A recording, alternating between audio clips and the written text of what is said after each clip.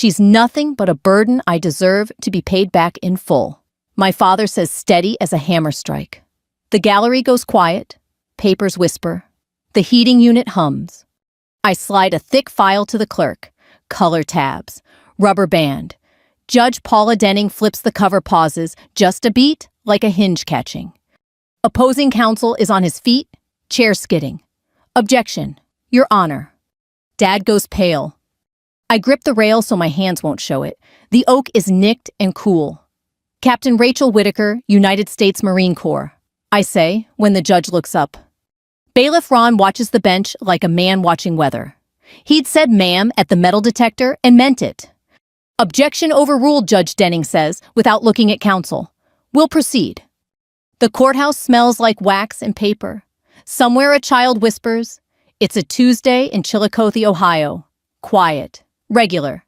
Except for those words burden paid back still hanging in the air. I hadn't planned to wear my uniform. I don't like mixing service with family business.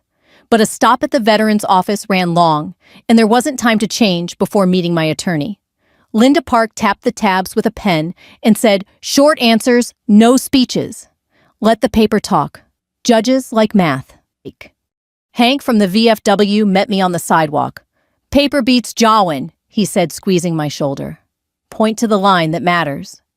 A month ago, a certified letter slid into my P.O. box. My father's name was in the return corner. Inside, a small claims complaint for back rent and household expenses, months listed like someone guessed. The total could buy one of the trucks on my brother's lot. I sat in my Jeep and read it until the heat climbed my neck, then slower the way we read a frag order. What's known? What's the task? What's the route? I called Linda because Helen from church used her for a probate. Linda answered on the second ring. By supper, she'd given me a list. Bank statements, allotments, tax receipts. "Bring proof," she said. "Feelings don't scan." Now, the judge nods at me. "Ms. Whitaker, tell me in plain terms what this file is." "Receipts, Your Honor," I say. "Money I sent home and what it paid." The room shifts a little. People understand receipts. Mr. Feld leans forward. "Your Honor, we object to any narrative." "You'll have your turn," the judge says. "Ms. Whitaker, start at the beginning that matters." "The beginning that matters is when my mother got sick," I say. "I was at Camp Lejeune. I set up an allotment into my parents' joint account to help with the house and taxes. When hospice came, I increased it. I have dates and amounts." "Feld. And you lived at home during those years?" "On leave sometimes. Mostly I was gone. When I was here, I paid my way. I sent money because they needed it." "So gifts," he says. "Support," I say. "Call it what you want." A laugh tries to start and dies in the back row. I don't turn. This town is small. Folks come to court like they go to church to see how stories end. My father stares at the table. His hands lie open, nails scrubbed clean. He never did that for birthdays. The thought flashes, and I let it pass. Page 2 is a summary, I say. Tabs match months. The last tab is a letter from the bank. I don't say what it says. Not yet. My mouth is dry. Outside, a motorcycle blats and fades. The courthouse clock chimes noon at 10:30 like it always does. No one looks up. Dad finally meets my eyes. His gaze flicks over the insignia and bars. When I enlisted, he called it stubborn. When I pinned captain, he said rank was just time with fancier sleeves. In this room, none of that matters. Paper matters. "Proceed," the judge says. "We'll hear the plaintiff and then take the exhibits." Feld asks his questions the way men do when they've asked them 100 times. Dates, numbers, phrases like benefit conferred and unjust enrichment. Dad answers in short lines. "She was never here," he says. "When she was, she used the house. I kept the place up." By kept the place up, you mean repairs you paid for? Feld prompts. "I mean, I did what a man does," Dad says. "I ought to be made whole." The words land heavy in the room, made whole. A few heads tilt, like folks are weighing that with what they know about bills and funerals and winter gas. Captain Whitaker, Judge Denning, says bring the file. I carry it with both hands so it won't rattle. She opens the first tab and reads half a page, then the next. The room leans toward the paper. It's quiet enough to hear shoes on the hallway tile. A clerk passes with mail tied by string. A teen in a too-big suit tugs his cuffs. The ordinary keeps moving around the thin place where families argue what they owe. The judge closes the file a moment, then opens it again. Another small hinge. Pause. Feld's pen clicks twice. He's seen the same line she has. Objection foundation, he says too quickly. Overruled, Judge Denning says calm. We'll reach foundation when we reach it. Dad's jaw works. He looks at the packet like it might bite. I think about logistics because that's my job move. What must move no more. I didn't come to deliver a speech. I came to set facts in a row and let them stand without me. Thank you, Ms. Whitaker, the judge says. You may step back. We'll take each exhibit as needed. I step back. My hands feel oddly light without the weight of the file. A square of summer light falls across the threshold. I square my shoulders and breathe. This is how the day my father asked to be paid back in full begins: burned coffee, a wrong courthouse clock, a bailiff who says ma'am, like a promise, and a stack of proof I had to steady with both hands so it wouldn't shake when I set it down. When folks ask where I'm from, I say Ross County and let them picture beans in a flat field, a chipped water tower, 2 lights. Chillicothe sits between the hills and the Scioto, where folks know who bought the old Miller place and which church wins the potluck. It's a town that raises you soft and stubborn at once. My mother, Mary, worked nights at the nursing home. She carried lemon drops and a bill calendar with due dates in red. My father, Earl, hung drywall until his shoulders rounded and his hands turned to sandpaper. My brother Kyle came 3 years ahead, Daddy's helper, Daddy's pickup shadow. By 8, he could talk to men at the feed store without paying for a soda. We grew up on Maple Ridge Road in a 1-story ranch with gutters that sang in rain.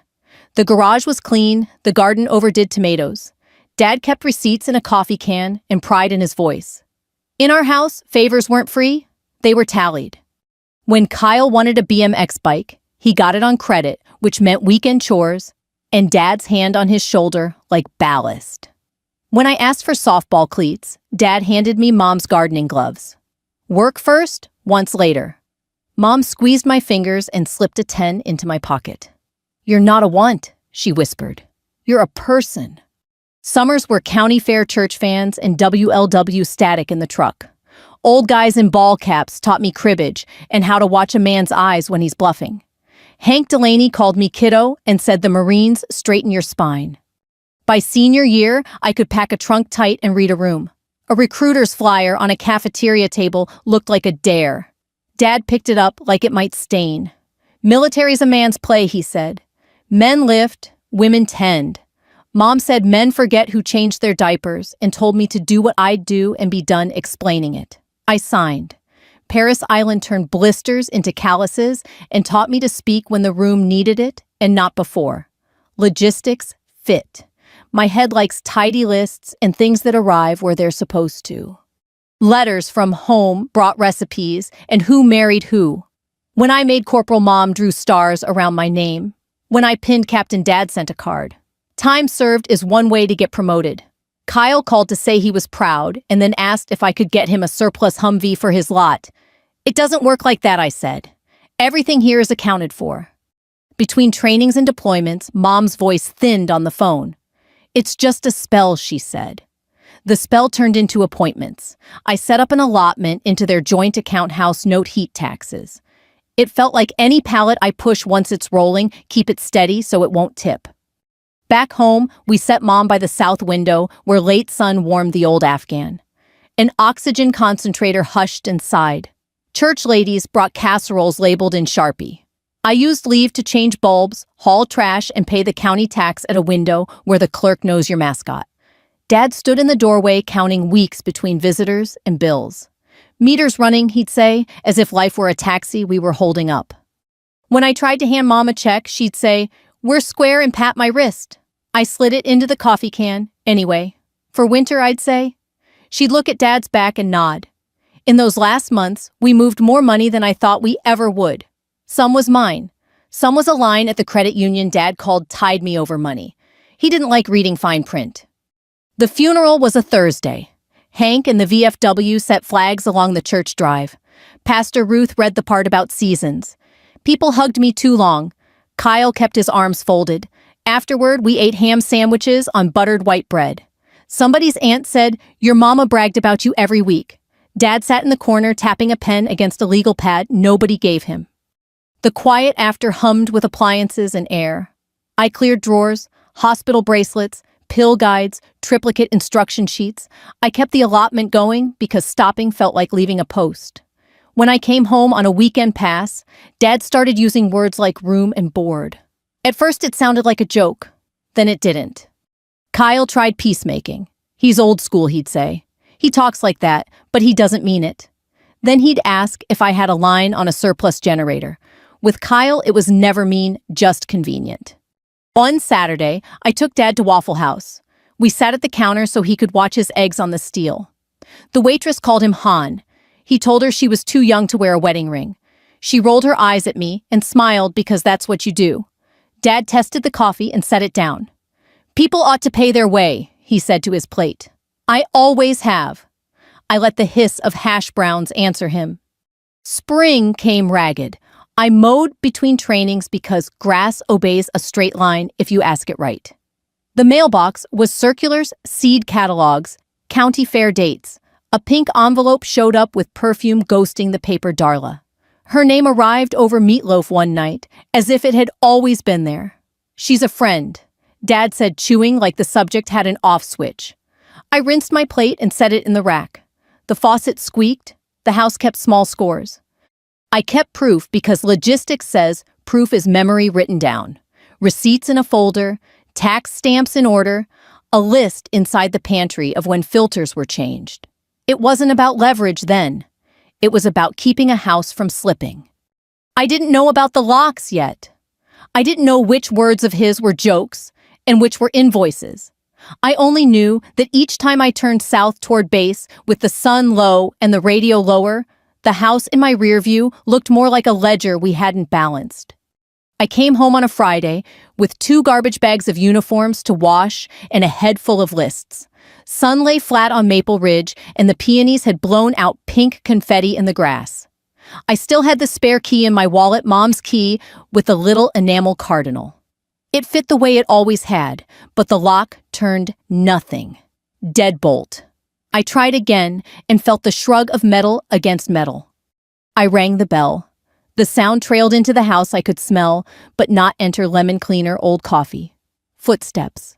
The door opened a cracked chain on. Dad's eye in the gap like a peephole painting. "You changed the locks," I said. "House needs securing," he said. "People come and go." "I'm people," I said, and heard how small it sounded. He shut the door, slid the chain, opened it full. Adult kids pay rent like everybody else. Behind him, on the hall tree, hook a purse hung soft, fake leather tassel zipper leopard lining, poking out. A floral tote leaned below it. Monogram, DR. I could hear a laugh from the kitchen light as a spoon in a cup.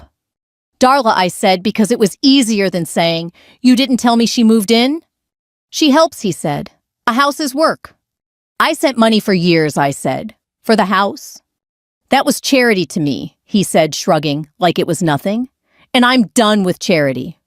He stepped back like a landlord making a point. I wasn't in uniform. I'd stopped at the VFW for Hank's hug and a styrofoam cup of coffee, then driven over in jeans and a camp t-shirt. It's funny how clothes change what men hear. I stood on the mat and looked at the scuffed threshold where Mom used to tape a paper heart every Valentine's Day. "Can I come in?" I asked. "Depends," he said. "How long you staying? How much you plan to contribute?"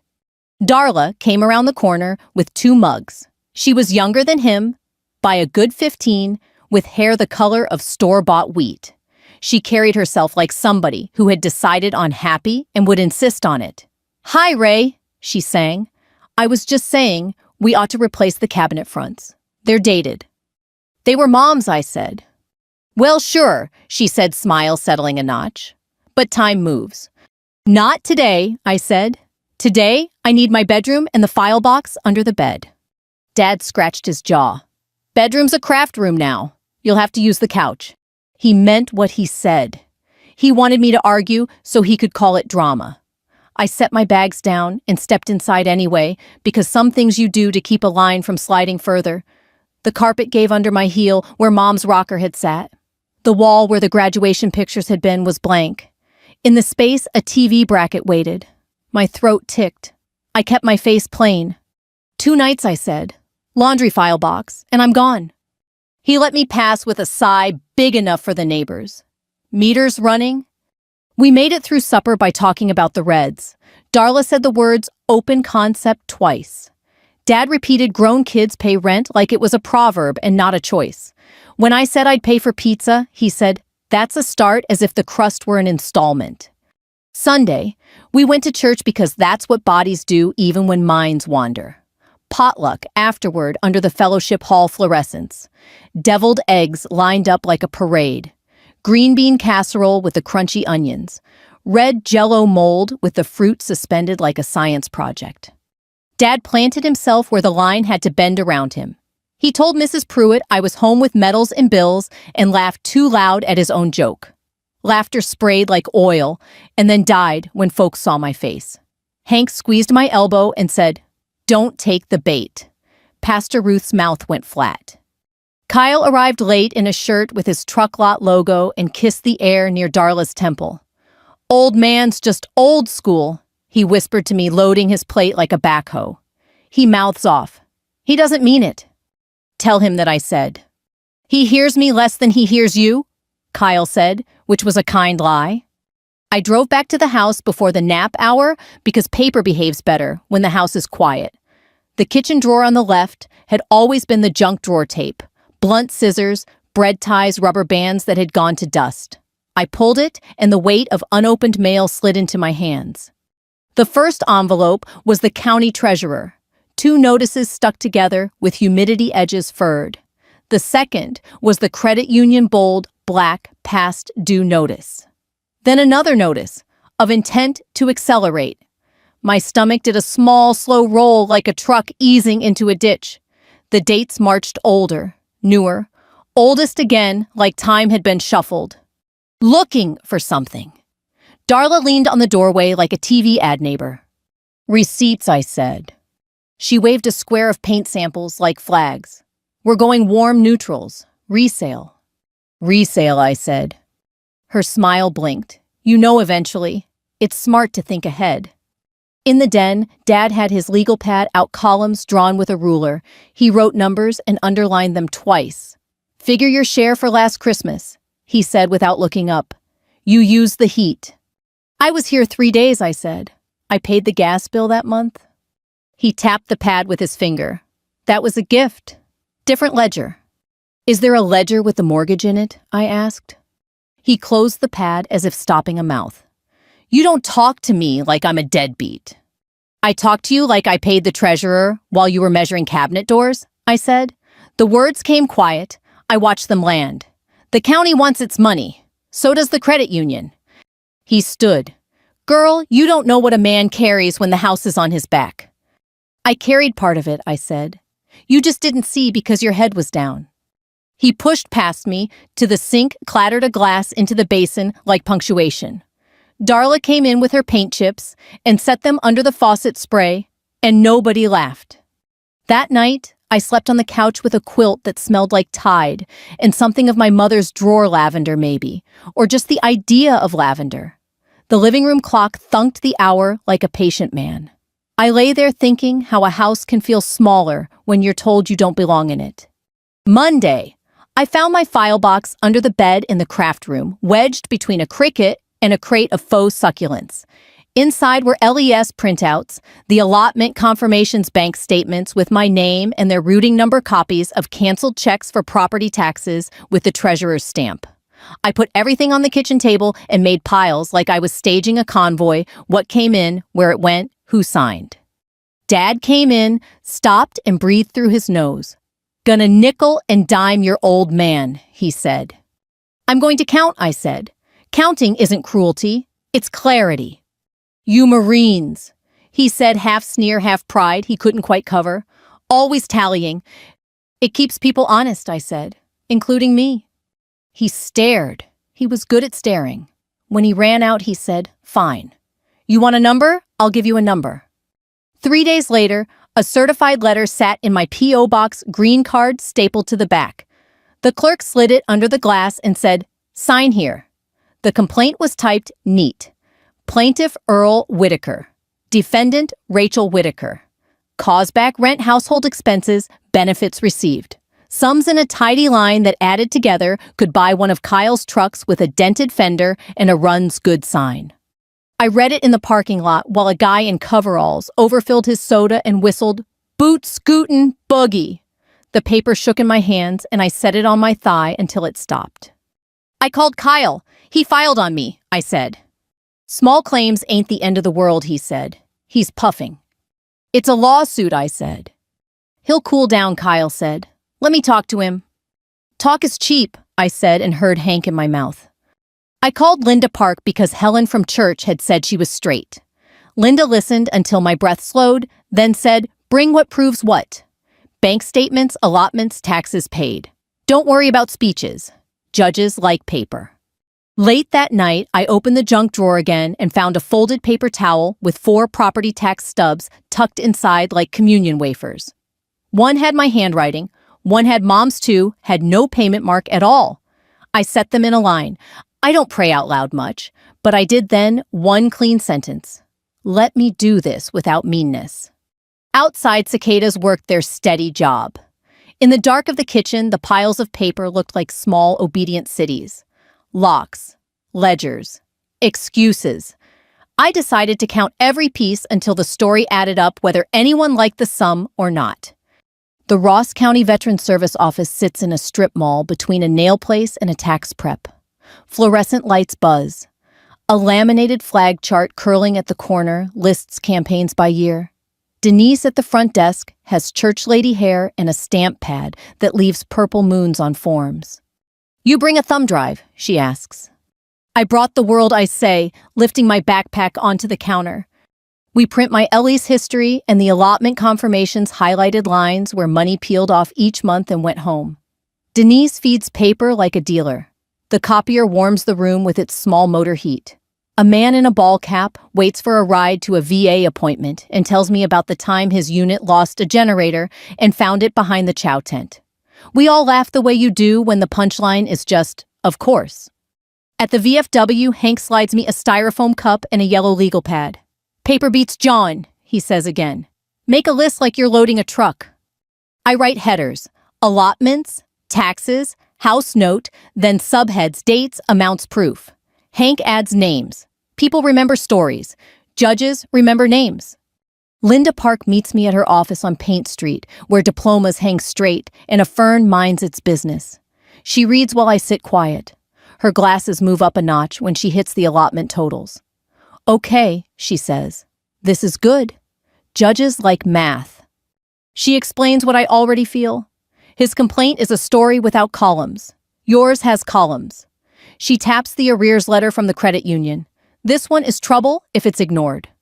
"I won't ignore it," I say. Linda asks permission to call the credit union. She uses a gentle voice I've heard chaplains use, steady and respectful. She asks for Cheryl in mortgage servicing.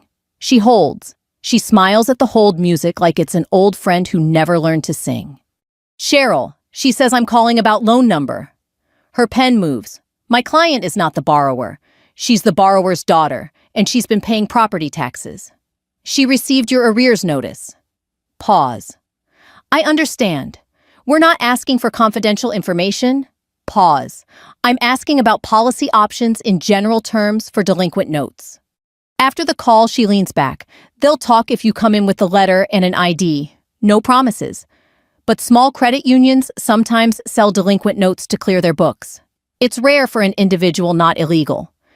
"I don't want to humiliate him," I say. "We're not playing theater," she says. "We're putting the house on a footing that doesn't lie. Remember, you're not buying a house.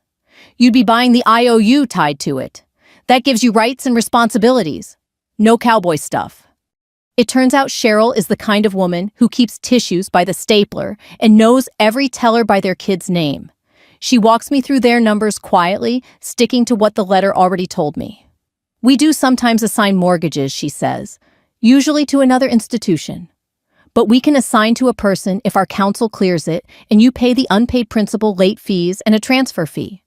How much is the transfer, I ask. 200, she says, almost apologizing, plus recording costs. Linda nods like she expected that.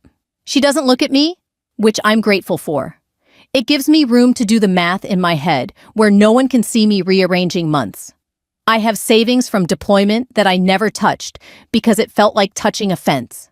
I can live lean a long time. Marines learn to make coffee stretch. Cheryl prints a draft assignment, and in a longa word I have to say twice to like it. This endorses the note to you, she says. It's just a paperclip in legal clothes. She smiles. Our counsel will initial each page. You'll take it to the recorder so the world knows who holds it.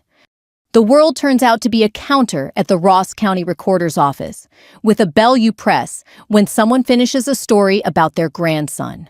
The clerk wears a sweater with pumpkins. It's July, but the air conditioning makes it fall. She checks the legal description, the parcel number, the signatures, the notary seal. She flips to the last page and stamps it hard. The stamp leaves a red rectangle that says what day it is and exactly what time. 2:06 p.m. So if anyone argues later, the clock will do the talking. She slides me a receipt. That's your instrument number, she says, tapping the top right. Means it's real to whoever comes asking. I walk out into sunshine that looks different. The sky is the same sky over the fairgrounds and the paper mill, but I feel like I'm carrying a quiet engine. Back at Linda's, we make a binder the way you make a field kit. Front pocket case caption hearing, date my ID. First tab summary table with columns lined straight enough to please a drill instructor. Second allotment printouts with highlights. Third canceled checks to the treasurer each with that rubber stamp that says, paid like a clean verdict. Fourth text messages, printed out not all of them. Only the ones where my father wrote used your money to keep the roof on and your share is past due. Fifth, the credit union arrears letter. Sixth, the assignment and along with the recorder's stamp and instrument number, like a birth certificate for a fact. Last tab is your note to yourself, Linda says, handing me an index card. 2 lines. Why you're doing this in case your mouth goes dry. I write, keep the house honest. Don't be cruel. Hank drops by with a manila envelope. From the treasurer, he says, winking. Inside copies of the last 5 years' tax receipts, certified by a woman who taught me Sunday school. The staples are neat and proud. We sit at the VFW with the binder between us like a chessboard. Men drift by and pat the cover as if to bless it. One tells me about a judge who hated speeches so much he timed them with a kitchen timer. Another says, don't answer what they didn't ask. Hank says, speak slow enough your bones can hear you. At home, Darla is spreading paint samples on the table where my piles used to be. We decided on basket beige, she says, then sees the binder and steps back like it might stain the swatches. Dad looks at the red recorder stamp and goes still in a way I haven't seen, like a buck that realizes the shadow isn't a branch moving. You went and made it official, he says. I wrote down what was true and filed it where truth goes, I say. He flips a page with one finger. His nail is clean, the cuticle torn. So now you think you own me. I don't own anything, I say.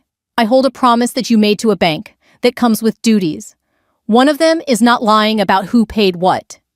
He shuts the binder like a mouth. Court will see what kind of daughter sues her father. I didn't sue you, I say. You sued me. I brought receipts. He leaves the room like a man leaving a party he wasn't invited to. Darla gathers her swatches and stacked apologies. When the house is quiet, I open the binder again and run my hand over the red stamp. I'm not proud. I'm tired. But tired feels better than helpless. Before bed, I slid a second smaller folder into my bag, copies of everything on cheap paper I won't mind handing over. Marines carry spares. I put the index card in the front where my fingers would find it if my brain ran ahead. The night before the hearing, I ironed my blouse because starch is easier to control than feelings. I didn't plan to wear the uniform. It feels like bringing a marching band to a whisper. But the morning schedule shifted, stop at Veterans Office print, one last page, no time to change, and the blues went on. If anyone thought I wore them to show off, that's their story to carry. Mine was a binder and a promise to tell the truth, slow. No cape, no speech, Paperwork. Bailiff Ron calls the room to order and reads the case caption like a grocery list. He doesn't judge Earl Whitaker, plaintiff, versus Rachel Whitaker, defendant. He says it plain, and the words sit between us like a salt block in a pasture. We squeeze onto the morning small claims calendar with dogs at large and a busted fence dispute. The judge takes off her reading glasses and looks at both tables like a mother at a kitchen standoff. Counsel, she nods to Feld. Ms. Park. Linda sits beside me with her yellow pad neat to the edge. She touches my elbow once a half-second check-in and then folds her hands. Mr. Feld, Judge Denning says. You filed. Go ahead. Feld stands with the ease of a man who knows his shoes don't squeak. He thanks the court. He explains room and board, and benefit conferred as if the words could build a ladder over what's inconvenient. He says I took advantage of the family home while making minimal contributions. He gestures vaguely at me with 2 fingers as if I were a diagram he could erase. Call your first witness, the judge says. He calls my father. Dad walks stiff to the stand, right hand up. He says I do like a man promising the weather. On direct, he keeps his voice measured the way he used to speak to inspectors. I kept that house, he says. I shoveled the walk. I fixed the furnace motor. I cooked. She came and went. I paid. Did your daughter pay you rent? Feld asks. No. Dad says eyes on the tabletop. She sent money to her mother, which is different. Sustained narrative. Judge Denning warns gently when Feld starts to drift into a story about my cleats in the mudroom in 2008. Let's stick to this claim. Feld hands up a page torn from Dad's legal pad columns, underlines a total. The judge hums the kind of sound you make when you recognize handwriting, but not math. Cross, she says. Linda stands spine soft, but straight. Mr. Whitaker, she says like a neighbor asking for a cup of flour. Did you ever tell your daughter in writing that you expected rent? No, Dad says. Did you accept money your daughter deposited into your joint account? Yes. Did you use some of that money to pay taxes and utilities? Yes. Thank you, Linda says and sits. No speech, no stir. Let paper talk. Defense, the judge says. Your witness or your exhibits? Linda nods at me. My boots feel heavy, but the floor is solid. I raise my right hand, say I do, and sit. The Bible smells faintly of lemon oil. I can hear the clock on the back wall marking time like a patient drill sergeant. Captain Whitaker, Linda says, why did you send money home? Because my mother got sick, I say. Because the house needed it. Did you send it as a loan, expecting repayment? No. She points to the binder. What is Exhibit A? My LEE's printouts and allotment confirmations with dates highlighted. And Exhibit B? Copies of canceled checks to the county treasurer, property taxes paid, some signed by me. And Exhibit C? The credit union arrears letter addressed to my father and the mortgage loan number. And Exhibit D? The assignment of the mortgage note to me and the allonge endorsing it, recorded with the county. It has the instrument number and the recorder's stamp. Feld is up like a spring. Objection foundation, relevance. Overruled, Judge Denning says. We'll get to wait. Proceed. I keep my eyes on the tabs. My heart remembers that Beat It learned on ruck marches steady and unspectacular. Linda moves me through dates and amounts like she's guiding an old church piano through a hymn verse chorus no flourish. Feld approaches for cross. Careful a grin, not quite happening. Captain, you say you sent money voluntarily. I did. You were not living at the home full-time. I was not. So these were gifts. They were support, I say. Call it what you want. The bills got paid. He nods at the judge as if to say, see. And this assignment, he says, holding up the stamped page with 2 fingers like a fish he wished were bigger. You arranged this recently after my client filed, correct? Yes. So you bought a note to hold over your father? No, I say. I assumed a note to keep the house honest, so the bank wouldn't do worse. Worse, he says. Foreclose, I say. The word lands like a tool on a bench. The gallery shifts on its pews. Foreclosure is not a law book term in Ross County. It's a neighbor's truck gone and grass tall. The judge leans forward. She flips to the assignment and allonge. The red recorder stamp stares back like a stop sign. She goes still, the small hinge of the room catching. Counsel, she says to Feld, your client filed to collect back rent from a daughter who on this record appears to have paid taxes, paid utilities, and now holds the note securing his house. Feld starts, Your Honor. Sit. Her voice isn't loud, but it settles birds. Captain Whitaker, did you threaten foreclosure? No, I say. I have a repayment plan drafted. If he'd asked me for help straight, we could have signed it at the kitchen table. Do you intend to make him homeless? No. The word is simple and true. I intend to stop being called a debtor when the math says I'm not. The judge looks at Dad. Mr. Whitaker, did you know the mortgage was assigned? Dad's mouth tightens. I suspected when she brought that binder in here. Did you tell your lawyer that before he filed this claim? He hesitates. No. Feld shifts his weight, then thinks better of speaking.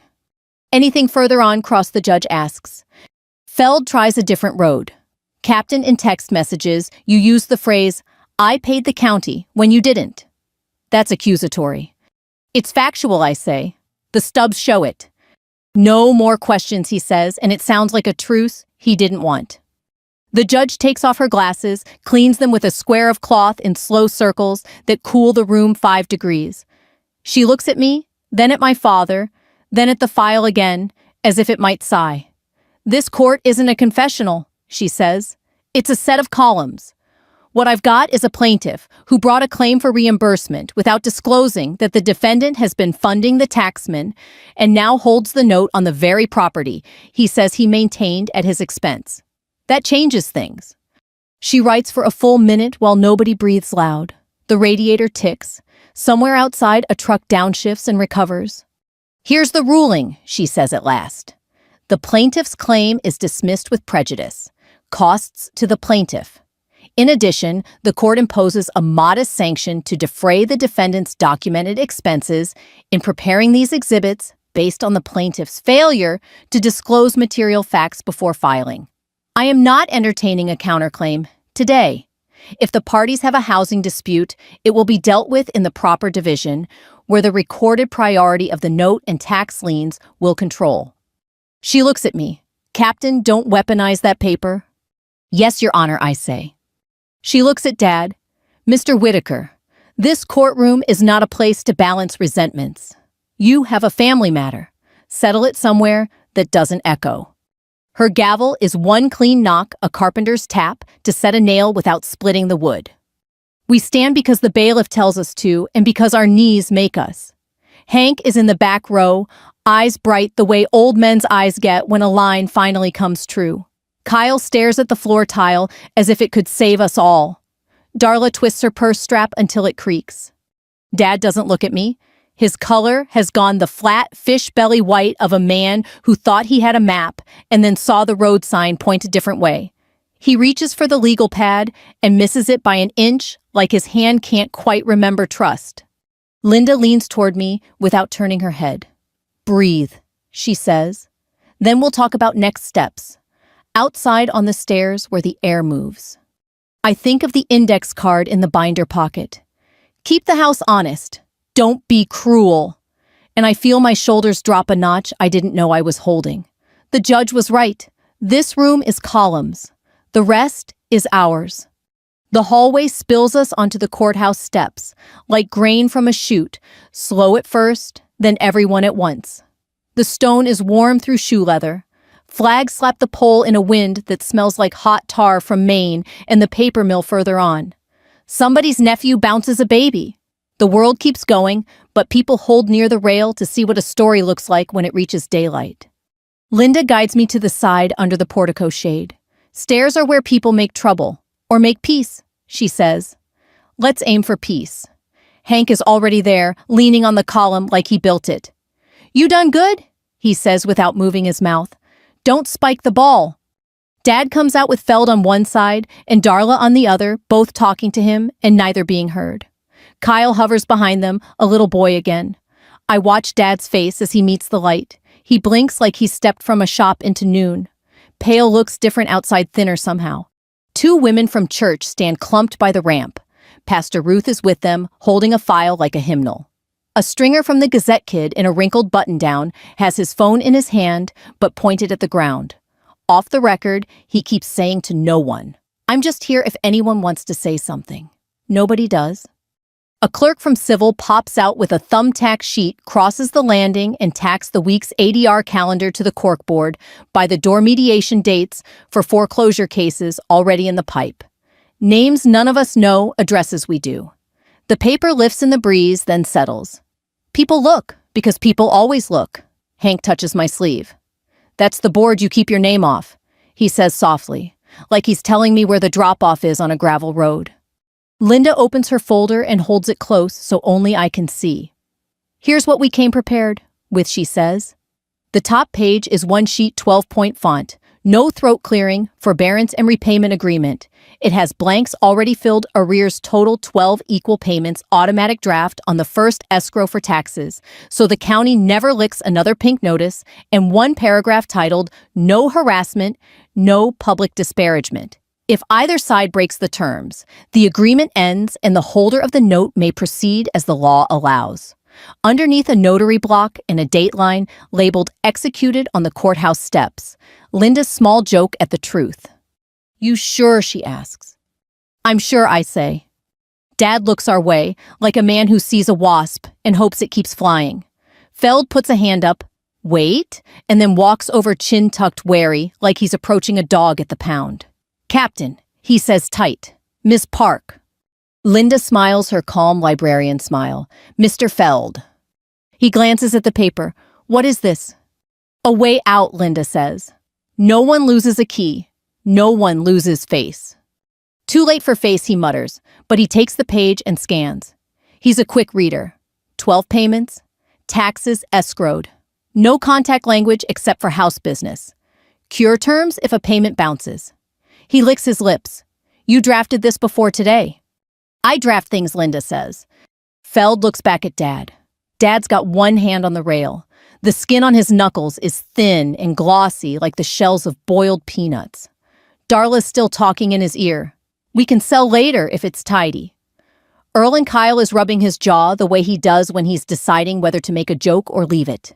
He doesn't make one. "Let me confer with my client," Feld says. "Which is lawyer for? Let me try to lead the horse to water." They huddle 10 paces off. People look, but pretend not to. Hank clears his throat, and half the old men on the steps adjust their caps and wait the way men wait at a tailgate sympathy without smothering. The kid from the Gazette drifts closer. "Do you want to say anything on background?" He asks me about the service piece. The uniform plays loud in a photo. I keep my eyes on Dad. "We're a family," I say. "Paper keeps us honest. It doesn't need a headline." He nods like I gave him something bigger than a quote. "That's fair," he says, and steps back. Feld returns with Dad, who stands squarer now, as if he's remembered that he has a spine. It hurts a little to see, and helps a little too, both things at once. Feld holds out the agreement. "My client has conditions." Linda lifts a brow. "Auto pay on the 15th, not the 1st, Feld says. That's when his social hits. And remove public disparagement.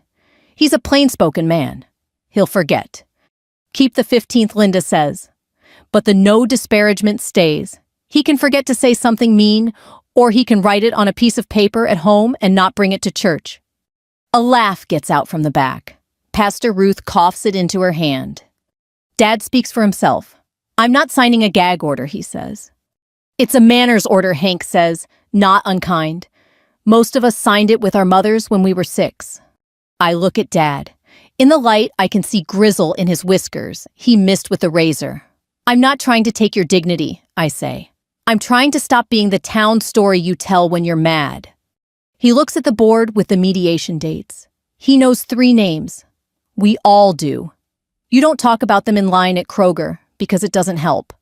He looks back at me and exhales through his nose. "You'll flip this on me if I screw up." "No," I say. "The bank would have. I'm giving you a plan. Silence is a tool if you don't fear it. We let it work." "All right," he says at last. The word sanded down. 15th. No running me down, no running her down, unless the sump pump fails. and then I'm cussing at the pump, not at her. He tries a smile. It breaks, then stays. We'll need a notary. Feld says practical again, now that a road has appeared. Denise, at Veterans, can stamp it, Hank offers. Or the recorder has a woman with a pineapple on her desk. She'll swear you in between folks registering deeds. We'll use the recorder, Linda says, since that's where this started to be real. We move as a group like a funeral or a wedding, not talking much because the shoes on tile sound says enough. The notary is the pineapple lady. She checks IDs like a bouncer, neat and firm. Dad's hands tremble when he signs. He laughs it off low blood sugar, and no one argues with the alibi. My pen makes a dry whisper on the paper. Linda stamps the notary stamps. The ink blooms its small cold blue. Back outside, Hank takes the extra copies and holds them level, reverent as hymnals. Darla looks relieved, and then a little disappointed, like drama was a balloon she'd hoped to keep bobbing. Kyle sticks out his hand to me, then turns it into a clumsy hug. He whispers, "You saved his hide, and then you saved mine too," because the lot sits on a line of credit Dad sometimes borrowed to float. The Gazette kid lifts his phone chest high and asks, "Just a name and a line for the record. Folks like a quote with their coffee." I look at Dad. He looks at the ground. I shake my head. "Tell them the house has a plan," I say. "Tell them we signed it where the light was good." Pastor Ruth starts the murmur that ends communities' wars. Well now, it spreads small and human. Men drift. The baby yawns. The board by the door lifts in the wind and settles flat again. The day leans back toward regular. Dad clears his throat. "Ray," he says, like he's not sure he gets to use my name. You write down the first payment and I'll bring it to the credit union. I don't do computers." "I'll set it up," I say. "You just don't miss." He nods a carpenter's nod when the level bubble sits dead center. He takes off his cap. His scalp is pale where the sun never finds it. "I'm going to tell folks we worked it out." "Good," I say. "Tell them the truth." He puts the cap back on and walks down the steps, slow Darla matching his shorter stride. Kyle lingers, then goes with them, hands in his pockets, shoulders up, like maybe weather's coming and maybe it's not. Hank squeezes my shoulder. "You kept your promise to your card," he says. "You didn't get cruel." "I got tired," I say. "Tired works," he says. "Tired people build fences that don't lean." Linda checks her watch. "I'll file the memorandum with the court so there's a paper trail," she says. "That way, if anyone forgets, the clerk will remember for them." The flags snap. The sun warms the stone. For a second, I feel the smallest thing, not triumph, not even relief, just the absence of tilt. The house isn't fixed, neither are we. But the ledger has rows again, and the town saw us set them straight. By the 15th of the month, the bank took what it was owed and didn't make it hurt. Cheryl at the credit union set up auto pay, while Dad watched her hands move, admiring the neatness like it was carpentry. He signed where she pointed. She gave him a printout he folded and refolded until the crease turned white. "First one's the worst," she told him. "After that, it's a habit." He nodded, cap in his lap. "I'm good at habits." The no disparagement paragraph did half the work I'd hoped and twice the work I hadn't. Dad still talked loud, but he paused before using my name in a punchline. At church, he stuck to the weather and what the Reds needed from their bullpen. When people asked how we were, he said, "We got a plan," which is the nicest way to tell a story's middle. Darla learned the sound of the sump pump and stopped calling me when it ran. She still said open concept sometimes, but softer, like an inside joke they had with themselves. Kyle sent me a picture of the first payment receipt with a thumbs-up emoji, and then a picture of a used Silverado. He'd finally moved off the lot. "We're all keeping our lanes," he wrote. It was the most true thing he'd texted me. I kept the binder in the hall closet behind the vacuum. Each month, I slid in the credit union's confirmation and the county tax escrow statement with its tidy bar graphs. Paper is a calendar that can't lie. When the judge's sanctioned check posted to my account, I wrote court costs on a sticky note and left it there 2 weeks before I moved it to a new envelope labeled Mary. On a cool evening in late August, I took that envelope to the cemetery. The groundskeeper had trimmed the plot neat. 2 grass clippings stuck to Mom's name, and I brushed them off with my thumb. The air smelled like warm dirt and cut stems. I brought lemonade in a travel mug and sat on the bench Hank helped install when the town did the veterans section over. You can't talk to the dead, not really, but you can tell the truth where they're buried. "We didn't break the house?" I said. "We didn't break each other either." A cricket wound up its little engine. I set a smooth creak stone on the base of Mom's marker, the way she used to keep one in her pocket, to remind herself to stay anchored. On mine, I'd written with a Sharpie, "Keep the house honest. Don't be cruel." It looked like a child's homework. Maybe that was right. Fall came and went. Dad hit every 15th. Once he called to say the money would be tight because the garage roof ate a paycheck and Darla's car needed brakes. He didn't ask for a pass. He asked if the auto pay would bounce if he walked the cash to the credit union 3 days early. "Walk it," I said. "I'll still check the account." "Figures," he said. It wasn't mean. It was relief disguised as grump. At Christmas, Pastor Ruth put a candle in his hand and he didn't fight it. He sang the verse. He always sang a little off-key. After service, he stood by the coffee urn and told a man with a new baby, "Hold them while they're small. You can't rent that back later." The man laughed because it sounded like a joke. I watched Dad's face. He meant it. I saw the first real truce in February when Darla posted on the church Facebook about the Mary Whitaker Nursing Scholarship coming together, a $1,500 award for a local CNA or aide going back to school. She tagged me without asking. It was awkward and kind at once, like a pie left on a porch. We funded it with the court sanction, the small interest Dad's payments picked up sitting in a separate account, and a chunk from my deployment savings I'd been holding like a breath. Linda helped with the paperwork so the VFW could administer it clean and not get crossways with anyone's taxes. Hank said, "Your mama would have liked her name doing something besides gathering dust." When spring leaned into summer, Dad made his 12th payment. Cheryl at the credit union printed the ledger and smiled like it was a baby picture. On time every time she said to Dad, and you could see the words, "Put a little shine on him." We had one more thing to do. I endorsed the mortgage note back to the credit union for $1. In consideration, Cheryl's phrase, "tidy as a motel bed." She slid the document into a plastic sleeve like a library book, then passed me the recorder's stamped receipt. "Now the bank is back where banks belong," she said, "and you can stop carrying something that wasn't meant to live in a person's pocket." "Thank you," I said, and meant it bigger than the room. Dad was quiet walking out. On the sidewalk, he stopped and looked not at me, but at the building, at the flag bracketed to brick, at the clean glass. "So we're square," he said. "We're current," I said. "Square's a different math." He nodded. "I can live with current." He put his cap back on by feel, and we stood there another second. Two people who had run out of performances. VFW scholarship night landed on a hot Tuesday, folding chairs in straight rows, and a microphone that squealed every time someone forgot to hold it low.